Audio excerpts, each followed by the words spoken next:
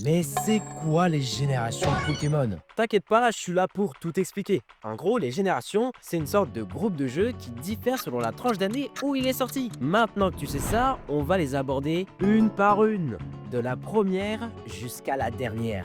On commence directement avec la première génération et celle-ci, elle contient les tout premiers jeux, soit Pokémon version rouge, vert et bleu, et jaune. Rouge et bleu sorti en 1996 et jaune sorti en 1998, car c'est l'un des jeux les plus vendus sur Game Boy, surtout aux États-Unis et en Europe. L'homme derrière cette merveilleuse conception, c'est Satoshi Tajiri. Il a transmis sa passion de collectionneur, tout ça à travers un écran et des boutons. C'est du pur génie et on le remercie pour avoir ensuite fondé Game Freak, la société qui va poursuivre l'ascension de cette licence. Maintenant qu'on a introduit la première génération de Pokémon, on va pouvoir poursuivre avec la deuxième.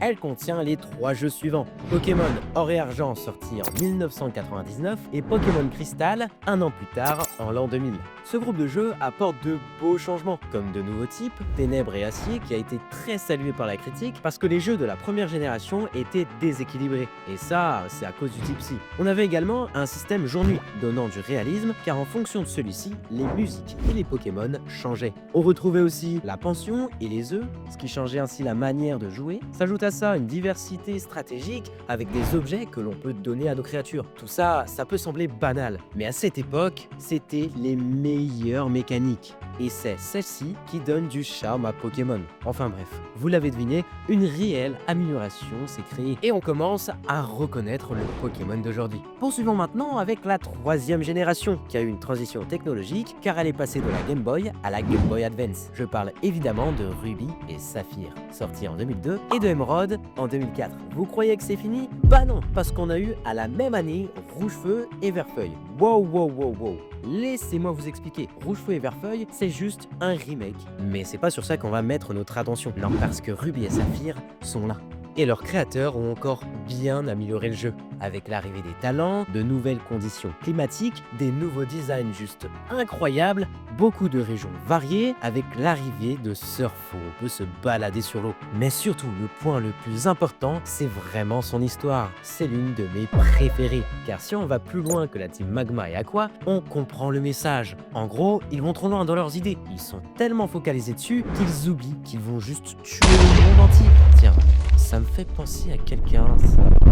On en a fini avec ces jeux. Passons maintenant à la 4e génération, incluant un remake de Or et Argent, sorti en 2009, mais le plus important, Diamant et Perle, sorti en 2006, et Platine en 2008. Alors, cette génération est toujours incroyable. L'introduction du Wi-Fi et du jeu en ligne sont arrivés. À l'époque, c'était exceptionnel. Parce qu'avant, c'était chiant, fallait mettre un fil, nanani, branché, faut que l'autre il soit à 2 mètres.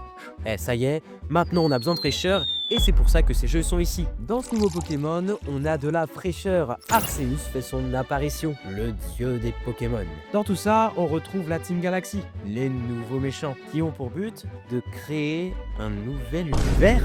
Ouais, bon. Passons, pour ce qui est du design, on est encore une fois sur du poulet. Je tiens à dire que ce jeu a mis au monde Lucario, Karchakroc et même Darkrai. Maintenant que c'est fait, on va commencer à parler des meilleures générations selon moi, car elles font partie de mon enfance, tout simplement. À cette époque, on a un petit changement au niveau des jeux. En effet, les jeux Pokémon suivaient plus ou moins une directive, 2 versions d'un jeu sortent et un an plus tard, une 3e voit le jour. Malgré ça, la 5e génération a cassé ses codes et a décidé de sortir Pokémon Noir et Blanc en 2010 et leur suite directe 2 ans plus tard. Que dire de ces chefs-d'œuvre? Il n'y a pas forcément de gros changements au niveau du jeu, c'est surtout au niveau de l'histoire qu'ils se sont surpassés, avec Glétis et la Team Plasma qui désirent libérer les Pokémon de leurs dresseurs. C'est la première fois que Pokémon ose faire cela. Il remet en cause les bases mêmes du jeu. Les amis, nous allons faire un bond technologique et rendre Pokémon en 3D, avec cette 6e génération introduisant Pokémon X et Y en 2013 et Pokémon Rosa. Je pense déjà que les starters de X et Y font partie des meilleurs. Mais c'est pas ça le plus important, car dans ce jeu, le type fée y est introduit pour des questions de rééquilibrage. Pokémon nous a offert une mécanique très appréciable des joueurs, qui est tout simplement la méga évolution. Pour la décrire, je dirais que c'est simple et efficace, et c'est tout ce qu'on aime dans un jeu de Pokémon. J'aimerais approfondir sur Pokémon Ruby Omega et Saphir Alpha, qui sont selon moi les meilleurs remakes. Je trouve qu'ils ont réalisé un parfait équilibrage entre le jeu de base et le renouveau. Ils ont gardé cet aspect nostalgique en ajoutant de très belles fonctionnalités, comme la méga évolution, qui était déjà présente dans X et Y, la primogème, le fait de pouvoir voler au dos de Latios. Tous ces détails font que ce remake est vraiment réussi. Ok, cette génération a fait beaucoup parler, car elle est dite comme le downfall de la série. Pourtant, je la trouve pas si dégueulasse. Je parle bien évidemment de la 7ème génération, contenant Pokémon Soleil et Lune, sorti en 2016, et Pokémon Ultra Soleil et Lune, sorti un an plus tard. Game Freak a pris un gros risque en changeant le format traditionnel du jeu. Au lieu de capturer tous les badges d'arène, on devra réaliser cette fois-ci des épreuves et combattre des doyens. Je trouve que ce virage est très intéressant et j'aime le risque. Après, c'est pas le changement du siècle, mais ça fait toujours plaisir à voir. Parce qu'au niveau de Pokémon, c'est très rare de voir de l'innovation. Pour ce qui est de la nouveauté, on a les formes régionales, qui est un concept que j'adore, les attaques Z, en gros une attaque surpuissante que tu fais avec une pierre. Oh, c'est bizarre, ça me rappelle quelque chose. Des Pokémon montures qui viennent par la grâce du Bing Bang effacer les putains de CS.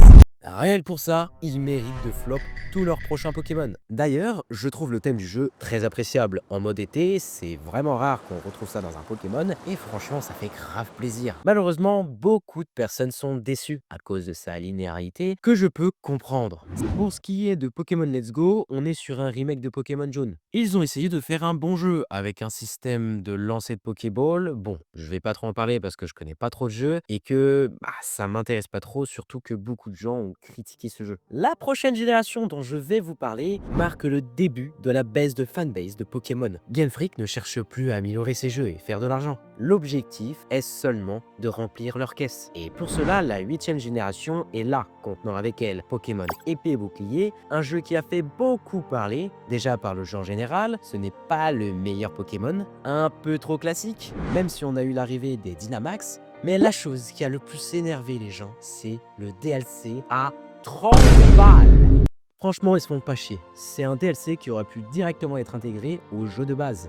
Mais franchement, je dis pas, le DLC il a l'air super. Mais franchement les gars, 30 €. Bon, je vous ai pas tout dit, car dans cette génération va débuter une toute nouvelle version de Pokémon qui consiste à casser les codes de base en changeant la manière de capturer, de combattre. Le but, ça ne sera pas d'obtenir des badges d'arène. C'est de là qu'en 2022 sort Légende Pokémon Arceus. Écoutez-moi bien, ce jeu avait le potentiel de sauver la licence. Malheureusement, c'est mal utilisé. L'histoire est bien, mais j'aurais voulu en savoir plus. Il manquait beaucoup de choses. On a l'impression de jouer à un jeu en développement. Même s'il est vrai, j'ai passé un bon moment. 12 millions.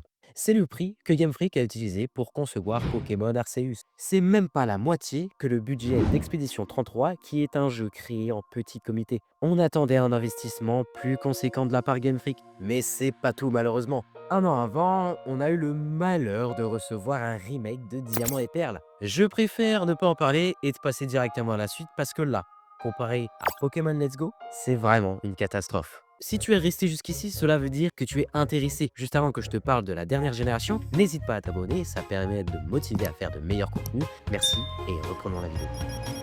Nous y voilà, la dernière génération qui va clôturer cette vidéo, mais aussi le futur de Pokémon. En 2022, Pokémon Écarlate et Violet sont là. Et scénaristiquement, c'est bluffant. Mais ça manque de, d'investissement financier. C'est évident, on revient toujours au même point. Le jeu n'est pas censé sortir. On croirait qu'il est en développement. Ça manque de vie. Ils ont essayé de faire un open world, mais ça ne sert à rien d'explorer. Aucune récompense à la clé, si ce n'est que des Pokémon ou du... C'est pareil pour Zelda, sorti récemment, manque de travail et ce sera pareil pour les années futures. Pourquoi mettre plus d'argent alors que les consommateurs aiment ces jeux? Voilà la logique de Pokémon. Tout ça, ce n'est qu'à but formellement marketing. Si on continue d'acheter, Game Freak ne se remettra pas en question. Voilà les gars, c'est la fin de la vidéo, j'espère qu'elle vous aura plu. En tout cas, moi j'ai bien aimé travailler sur ce petit sujet. C'est vrai que ça fait plaisir de travailler sur Pokémon, c'est pas tous les jours qu'on peut. Moi les gars, je vous le dis, j'y crois. J'y crois pour Pokémon. En 2030 environ, je pense qu'ils vont se remonter là. Parce que le nombre de critiques qui sont sur leur dos, elle est vraiment phénoménale. N'hésitez pas à vous abonner et tout tralala. Peace.